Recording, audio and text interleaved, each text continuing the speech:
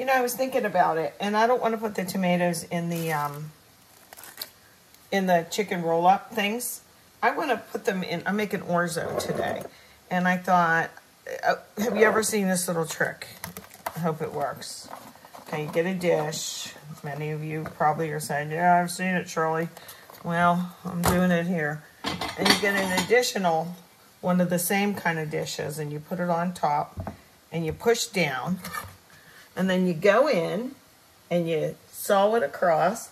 Although, you know what? This dish is raised. I don't know that it's going to work. Let's see. Ta-da! They're all in half. So it worked. See that little trick? Instead of cutting them all one at a time. I've never done it with this kind of dish. It's kind of raised, so I wasn't sure if it was going to work or not. But voila, it worked. Okay. So moving on. I decided to throw my asparagus in a little bit of the remaining boiling water that I had. I'm just going to par cook it. Wanted to show you this too. I keep my onions, and see how this is a little bit. This is all about waste, not want, not, like I always say. So get rid of it. Now you got, you know, whatever. Now you have all these nice little onion rings, right? Half rings that I cut off of this. And am I going to save this? You betcha. I'm still going to save this because this purple onion, remember I just posted that little thing? I didn't make it up. The little chart says which onion for which thing. I just kind of naturally, these are good for certain things, and we always use these in our salad, and that's plenty for a side salad for us for dinner.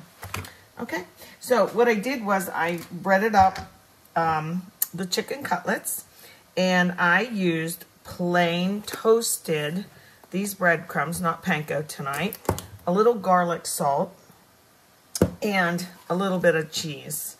Okay, notice this lid? Do you do this? I've been saying this for 100 years. They all fit on the smaller mason jars. Look. And then if you decide not to do, you know, your pasta or whatever in it, but like we have them with the nuts in them, like cashews and almonds, and you can go like that and pop the top and just shake some out without doing a mason jar type of lid. Or you can use the shaker side when it's appropriate. Just thought I'd show you that too because it's here. So you're going to get rid of anything that came in touch with the chicken. Even if you had a lot you over poured, you got to get rid of it. Don't, unless you're going to bread some cauliflower or something right that same day. And you can use it.